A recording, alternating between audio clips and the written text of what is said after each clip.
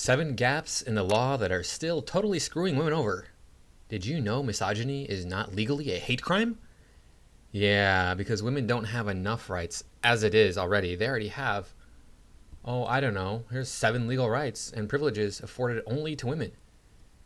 If you watch my video I did on this, I think it was 18 rights that women have that men don't. But that was worldwide, talking worldwide. This is, I think, is just talking about the United States. Not only do they have all these rights, they also have access to all of a man's resources if they so desire. Welcome to my channel. I am the Anti-Woke Warrior. You can find me on Twitter. Look for the Anti-Woke Warrior on Twitter. I tweet things there sometimes. Not really. I just kind of retweet things that I find that are really interesting. But I have like a wide open range there for followers if you want to follow me on that platform. At least, click the follow button. You don't have to be on Twitter. I can imagine you wouldn't want to be there. Anyway, moving on to the article, we have equal rights. Look at that. She just needs equal rights because, it's okay that men can be denigrated in some way legally, but as soon as a woman finds any little issue, just the worst thing ever. In some ways, we've made steps towards equality for women in this country. The female vote has been in place for over 100 years. The gender pay gap is very, very slowly edging closer, and new laws like criminalization of upskirting are emerging and evolving to protect us, but there's still a long way to go, particularly where legalization is concerned. Upskirting? Now, this is my controversial view on upskirting. Just make it legal and then women will stop wearing skirts. Not that I want women to stop wearing skirts, but that would be a solution for the problem. Did you know, for example, that misogyny is not technically classified as a hate crime in this country? I think this is in England. I could be wrong, but I think that's where it is. And that there is no national law in place to prevent anti-abortion campaigners from protesting right outside the clinics where women are undergoing the physically and emotionally demanding procedure of terminating a pregnancy. Oh, poor babies. This International Women's Day, a group of female MPs from the Liberal Democrat Party are seeking to make powerful change by tabling bills which would put laws in place to reduce the inequality women and girls in this country face. And to be honest, when you take a look at what they are, you'll be shocked there aren't already rules in place for this kind of stuff. I'm just holding my breath. So apparently, this is England. They call their representatives MPs.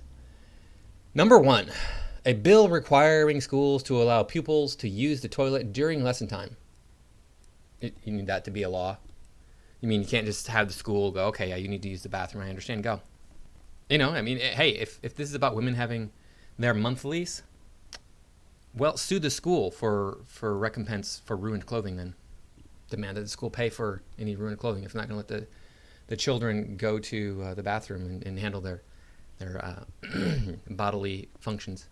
What's the bill about? Many girls starting their periods are being denied access to the toilet during school lessons. What? Really? Is that really happening?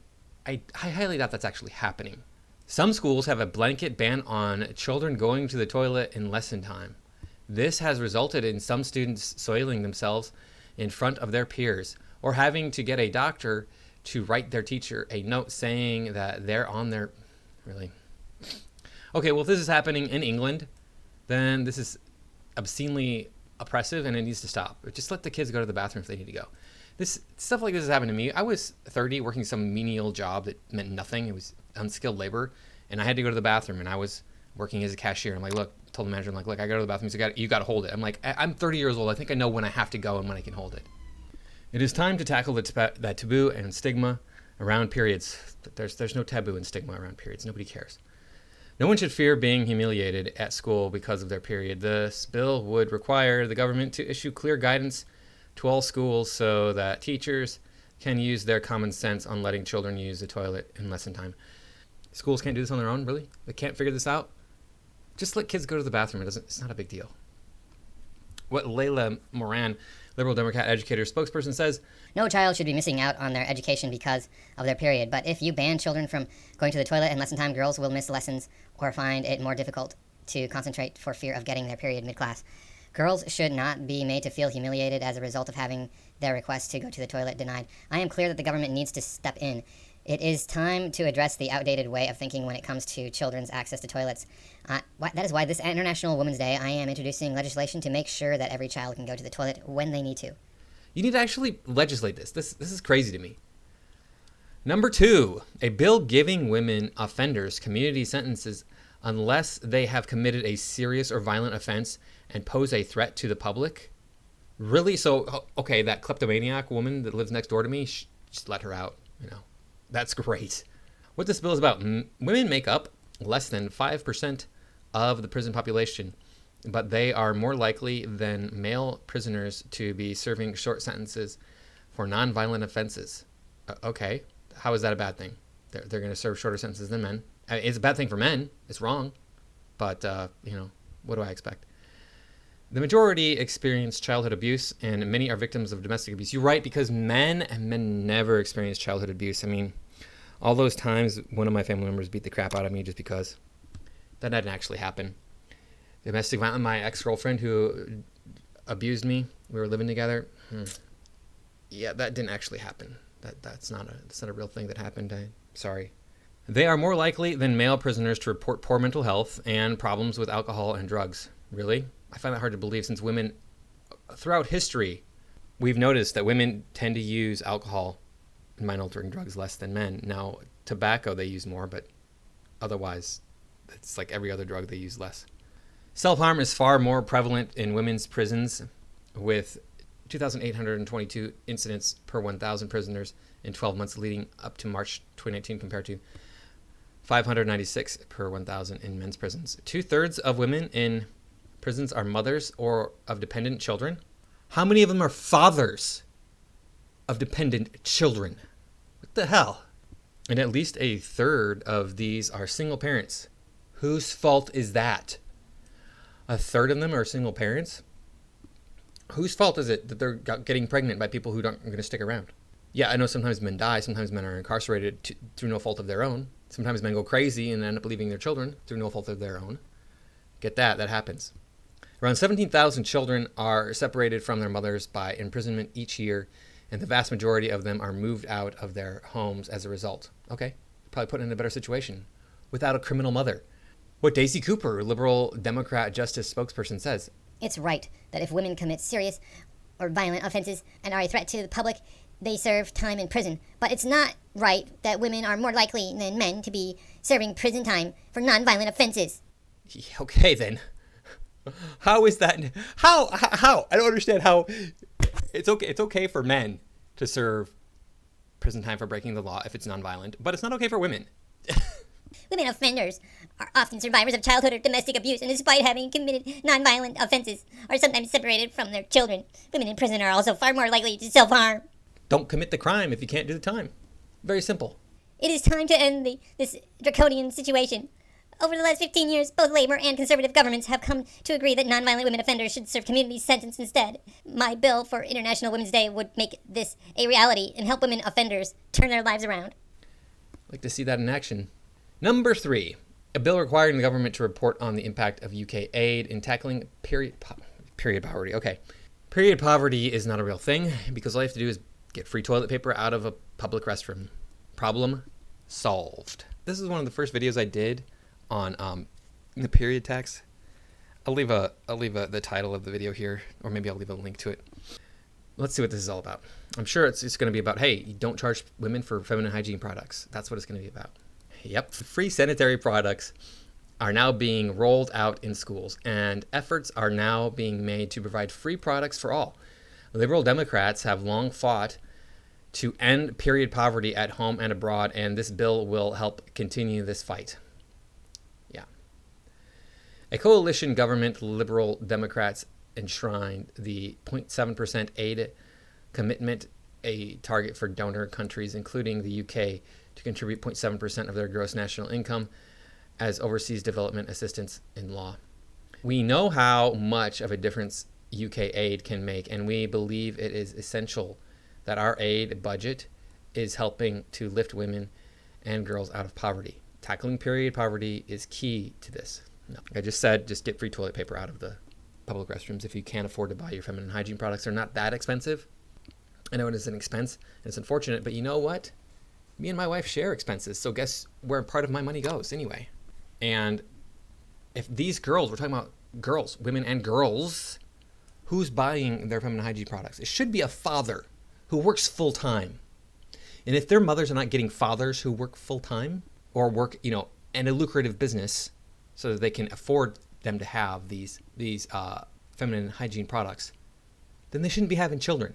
What Wendy Chamberlain, Liberal Democrat development spokesperson, says. All over the world, women and girls struggle to access basic sanitary products. Their period can therefore result in them missing out on vital opportunities such as education and facing discrimination and injustice. The situation is shameful. While we are making strides in addressing this injustice in the UK, it is time to do abroad too. When Penny Mordaunt was Development Secretary, the Tories promised to us UK aid to help eradicate period poverty. It seems that promise is now at risk of being broken. My bill would make sure the government have to report on their efforts to eradicate period poverty so that we can be sure that the UK is doing all it can to stop period poverty wherever it exists. Probably doesn't exist anywhere. What did women do 1,000 years ago, 2,000 years ago, 10,000 years ago to deal with this situation before there was money, for example? Number 4, a bill to prohibit the gender price gap pink tax. I am going to say this right now about the pink tax. A YouTuber called TLDR, TLDR, too long didn't read, covered this thoroughly in more than one video. And one of the main factors, well, the only factor really, is ingredients in the products being made. And you might say, well, what about the pink razor versus the blue razor? Well, women can buy the blue razor, one. But more importantly, apparently pink is the most difficult plastic to work with, or one of the most difficult plastics to work with, and blue is one of the most easy plastics to work with. So blue is going to be less expensive than pink, just because of the amount of power and effort used to manufacture products out of the various colors of plastic. What's the bill about? In 2018, RIFT, a tax refund specialist, compared equivalent toiletry products and children's clothing and uniform and found that in some cases the products aimed at women were 34% more than those aimed at men. These costs can mount up. It's time to end the gender price gap. It's not a gender price gap. This makes me so angry. It's based on the kind of products you want to buy. You want to buy pink stuff? It's going to be more expensive. That's just how it is. What Christine Jardine, it's a freaking weird ass name. What Christine Jardine, a Liberal Democrat equality spokesperson, says.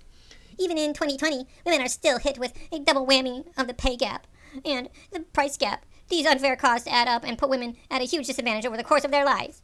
Companies are still charging more for products that are marketed to women. Often, the only difference between the women's product and the men's is color. This International Women's Day, I am again urging the government to help stop this sexist tax once and for all. Number 5, a bill to make misogyny a hate crime, right? You can't do this in the United States because, hey, you're allowed to say whatever you want to say about anybody and it's not a crime. Why? Because we have freedom of speech in the United States guaranteed by God. Not that I believe in God, but that's how we set up our government. What's this bill about? Plan International estimates that 66% of girls and young women have been sexually harassed in public. Define sexual harassment. It's like, hey, baby, you look good today? Like we saw in that Walk Around New York video from years ago now? Or is it actual people going up, hey, you're going to like swallow this or else there's going to be consequences? Because one is wrong and the other one is just a compliment. Who cares? The majority of UK public back making misogyny a hate crime. In 2018, France introduced a law that covers sexist insults, degrading or humiliating comments or hostile and offensive sexual and or sexist behavior towards a person in public areas, schools, or workplaces. The law has been successful, resulting in fines for perpetrators. Wow, that is a reality I do not want to live in. You can't make a sexist comment, you can't make a sex-based comment, you can't make an insult based on gender. But you know who does that more in the United States, from what I've seen, is women.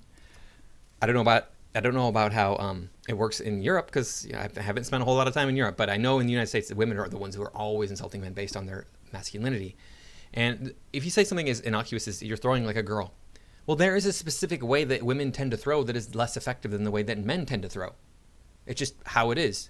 I don't know why women throw in a way that is not as effective as men do, but they do. Just naturally, they think that you have to move your body a certain way that is wrong. I could go into details, I'm not going to. And it's similar, like, oh, you're running like a girl. Yeah, women run differently based on the physique that they have. Their hips are wider comparison to their overall frame than a man's hips are, so they run differently. They run less effectively. It's not, and you can use that as an insult, but it's more like a criticism. And more likely, if you're going to use that as an insult, you're gonna say that to another man. You're throwing like a girl, dude, pansy. So it's so ridiculous. We just got to protect everybody. Oh. In the end, Violence Against Women Coalition has highlighted sexual harassment and misogyny has a huge impact on women's lives. Do you have statistics to show that? Women will often take taxis to avoid such interactions. No, women, really? Are women actually taking taxis to avoid being harassed by a man, or are women taking taxis to avoid being assaulted by a man? Leading to a financial as well as a psychological impact. In 2020, misogyny should not be tolerated by anyone. What about misandry? Misandry shouldn't be tolerated by anyone. It is time for a culture change, which this bill would help to achieve. As the law stands, women are unprotected by the failure to classify misogyny as a hate crime. Recognizing misogyny as a hate crime would help give survivors confidence that the police are taking the issue seriously. What Wira Habhouse, that's an even weirder name, who introduced the bill to make upskirting illegal for International Women's Day 2018, says, Every year, tens of thousands of women report gender hate crimes to the police, and these figures are likely to be just a small indication of the overall number of incidents. It is time this conservative government show they are taking violence against women and girls seriously. Women and girls of all ages are still experiencing harassment every day in the UK. My bill would make misogyny a hate crime so that those who have subjected to this gender violence and harassment can have confidence that the system will give them the support and justice they need. Yes, I like how they conflate violence with everything. I don't like that it's violence. You said that. It's wrong. It's violence. It's just misogyny is not violence. If you are committing misogyny can be violence, right? It can lead to violence. Just like women so much I have to beat them, right? That's a form of misogyny. But that's already illegal. It's already illegal to beat people in the Western world. I've never heard of any country where you're allowed to beat people. In England, if somebody breaks into your house, you're not allowed to defend yourself. You're not allowed to shoot them. That defending yourself is you're only allowed to defend yourself when they aggress against you, when they actually physically attack you. And it's getting that way in a lot of states in the United States, like in California where I live. We have a retreat law where you have to allow a person to break into your house. You're not allowed to hurt them unless they're a threat to you. It's ridiculous. So are you coming to my actual domicile? I can see on your property, but I'm in my domicile? No. You can't come in here. You have to leave immediately or else I should be allowed to defend myself. Number 6, a bill to make support services for victims of sexual violence and domestic abuse a right. Really? Is this going to include men? Or is it only for women? What's this bill about? Making access to support services a right was one of the recommendations of the 2018 APPG on sexual violence. Yet 2 years on, survivors are still being turned away from accessing vital support services. The Istanbul Convention says there should be at least 150 rape crisis centers in England and Wales, but currently there are only 44. Campaigner Fern Champion petition on the issue has over 150,000 signatures. Okay, well, this is one that maybe I can get behind. But they have nationalized healthcare in England. Why isn't this wrapped up in that? I mean, violence is a health issue. What Munira Wilson, Liberal Democrat health spokesperson, says, No survivor should be turned away from accessing the support they need when they need it. Yet throughout the UK, survivors are being told that they have to be added to shamefully long waiting lists or that waiting lists are closed. The situation is abhorrent. I am introducing this legislation for International Women's Day to ensure that the government has a duty to provide the funding life-saving support services. Okay, that's great. What about, how come it's always women? What about men who are victims of domestic violence? We have here, hey, look at this. These shelters help male victims of domestic violence. And this was in 2017. This article is out of Texas, and it claims that Texas finally has a shelter that helps male victims of domestic violence. The first one was added in 2015. Wow. One. They got one that does it. All right, in 2015. I wonder how many they have now. Probably not very many more. You look here, and you have domestic violence shelters. This is for England. This article is regarding England. And you can see violence shelters for men compose 0.8% of the total shelters in those two countries. England and Wales. I'm talking about England and Wales. You're kidding me, right? There's more than 8.8% of men are victims of domestic violence. Statistics go as high as 45%. In America, the only thing I could find confirmation of was 15%, but that's still way higher than 0.8%. Number 7, finally the last one. See if we can get through this here. We're almost done. A bill to prohibit anti-abortion protests within 150 meters of abortion clinics. See, this is the thing about free speech here in the United States. You can demonstrate right outside an abortion clinic. As long as you're not hurting anybody, go ahead and have your little sign there. And I agree with that. If you want to protest abortions, go ahead and do it. I'm not going to stop you. I might disagree with you, but you have the right to speak all day long. What is this bill about? Around 200,000 abortions are carried out every year in England and Wales. Many victims of harassment and intimidation do not report it, as doing so would mean disclosing that they had accessed abortion services. 2 clinics in London have buffer zones. 44 abortion service providers say they have been affected by protests in the last 18 months. Existing legislation in the form of local bylaws does not adequately address the issue, and the Home Office has failed to act to ensure laws are fit for purpose. Let me provide you with a solution to this problem that does not require a bill. You get rid of all abortion clinics. That way, you have to go to an actual doctor to get an abortion. Which, I mean, I'm assuming they have doctors at the abortion clinics, but you actually have to go to your family doctor and say, hey, I need to get an abortion. In the United States, if you did that, that would change things quite a bit. And what would happen is poor women would not be able to get abortions. But you know what? Hey, if you're poor, don't go around having sex then. Problem solved. When I was poor, I was like, I can't afford to have a child, so I didn't have sex. That's just how it is. Very simple. Very, very simple solution to the problem. It may be uncomfortable for you to go through that situation, but that will solve a lot of problems, because all of a sudden everybody's going to start figuring out how they're going to be able to afford to have children real quick. And then you won't need to have abortion clinics. Everybody would be going to the doctor if they wanted to get an abortion, and it would stop all these unwanted children being born. It would stop a lot of this welfare stuff. You know, it solved so many problems. But what do I know? I'm just some idiot on the internet, right? What Sarah Olney, these names. I thought you English spoke English. Okay. MP for Richmond Park says, Protesters outside abortion clinics target women at a time that, for some, is one of the most difficult in their lives. The impact of these protests can therefore be severe, leaving emotional and psychological trauma. Neither women using abortion and advice services, nor the staff providing them, should be subject to harassment or intimidation. Everyone has the right to free speech. Unless it's misogyny. But this right does not extend to this abuse. Legislation that is in place is not working. It is a woman's right to choose what she does with her body, and no woman should be bullied or pressured into changing her mind. My bill will ensure that protesters can no longer harass women with impunity. Yeah, more hedonism. Just be hedonistic. Be as hedonistic as you want to. Do whatever you want to do with your body. It's fine. It's not going to hurt anybody. No. Tax dollars going to support abortion clinics in England. How many millions? How many billions? That could be done away with if women were responsible with their bodies. Men too. Men are not immune from being irresponsible with their bodies. I tell you guys, don't sleep around. Don't give women what they want. As soon as you stop giving women what they want, period, all of these problems go away. All of a sudden, women are like, "Why aren't men sleeping with me? I want to have sex." Well, hey, get into a long-term commitment, and then you can have as much sex as you want to. Anyway, thank you for watching, everybody. I do appreciate you stopping by. Please like, comment, share, subscribe. Make sure you're still subscribed. And if you made it to the very end, I really do appreciate you sticking around this long. I will see you in the next video.